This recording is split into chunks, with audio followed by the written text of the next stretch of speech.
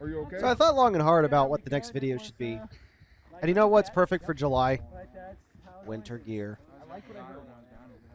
One thing to keep in mind too is a lot of times the troops were not issued the exact same gear in the same order. So you have an old sergeant, he may still have an M41 jacket that's all ratty and rough.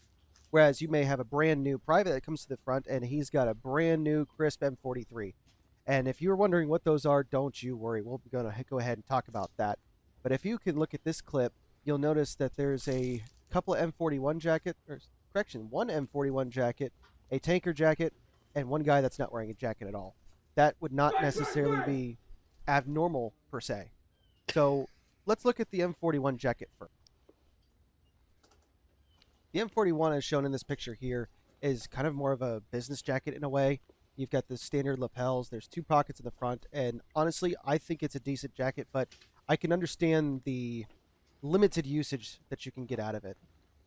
Bonus feature, you can also see gloves, shown here, on this captain.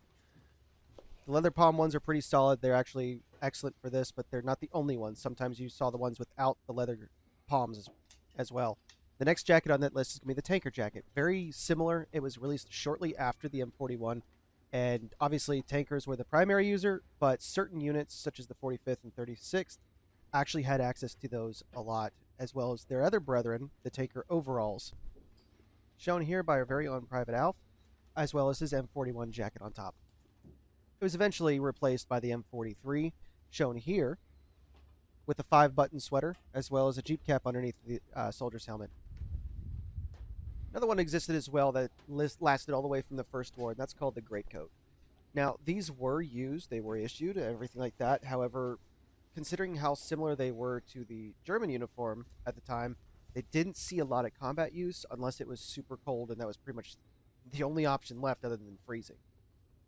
They are extremely warm, but they're extremely heavy and bulky and not very maneuverable. So some people cut them down to simulate something else called the Mackinac or Jeep coat.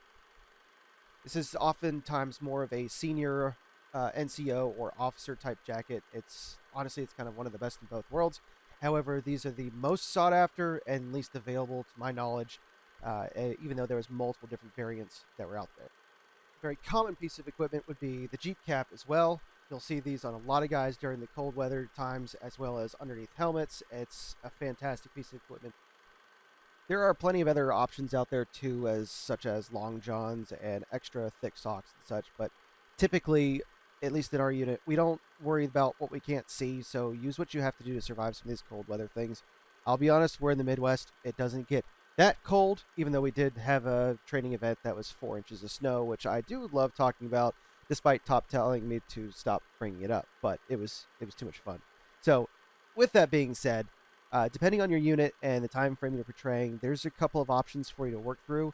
A lot of the other smaller things are going to be much more finer tooth comb type thing that you want to look through on your own.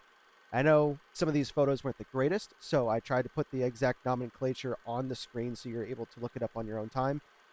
This was kind of an experimental video to try a new thing, so that's why the photos may not exactly be the clearest. Other than that, do your best not to get frostbite. Enjoy the weather, and hopefully it cools off before too long. Thanks, y'all.